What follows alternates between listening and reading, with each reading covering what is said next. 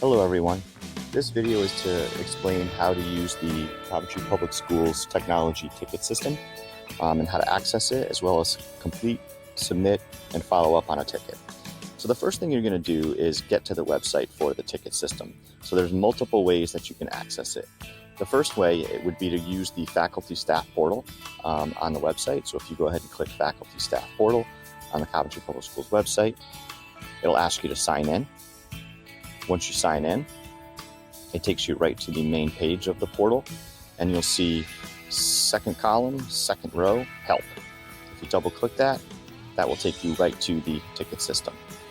The second way is if you are signed into your CPS CTG Google account for school on either a Chromebook or on your computer desktop, what you can do is on the top left corner next to the apps, you'll see CPS resources bookmarked.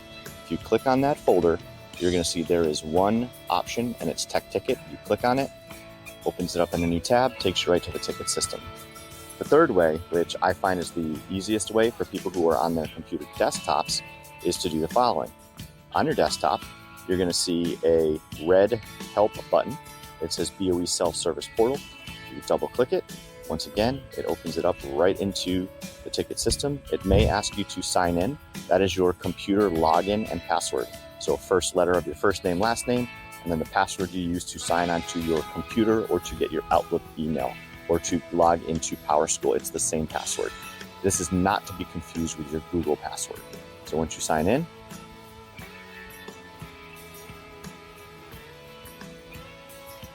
that will open up the ticket.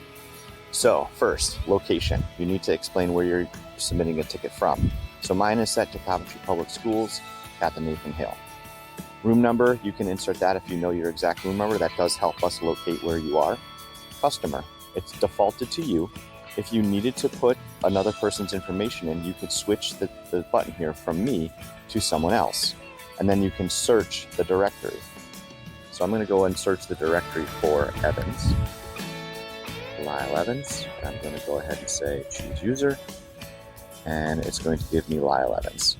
And now you'll see it changed all the contact information to Lyle.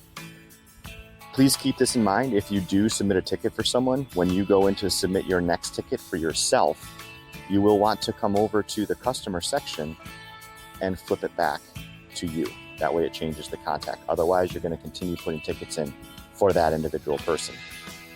The next area is going to be the problem request category. So what is the specific area you're having trouble with? So I'm going to choose desktop monitor as my problem. And then my problem request area, this is also important. Okay, so you're having an issue with your monitor, but what is the issue? So one of the issues is that I can't display. I don't see anything on my monitor.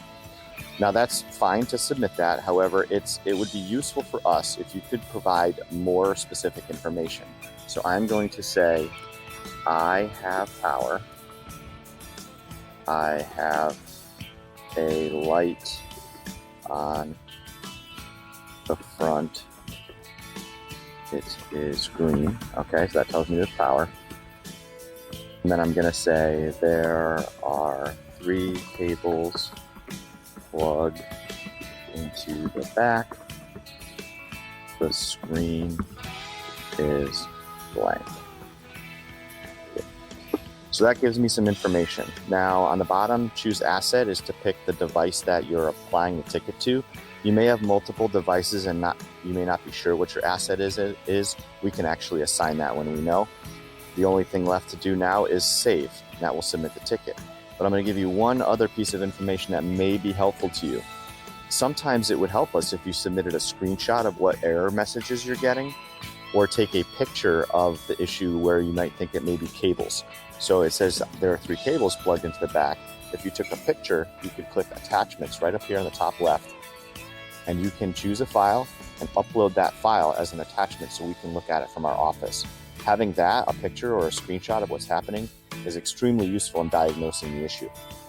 If you don't have that, that's fine. You're going to go ahead and click save. Once you click save, it's going to process your ticket. It's going to give you a ticket number, and it's going to say OK.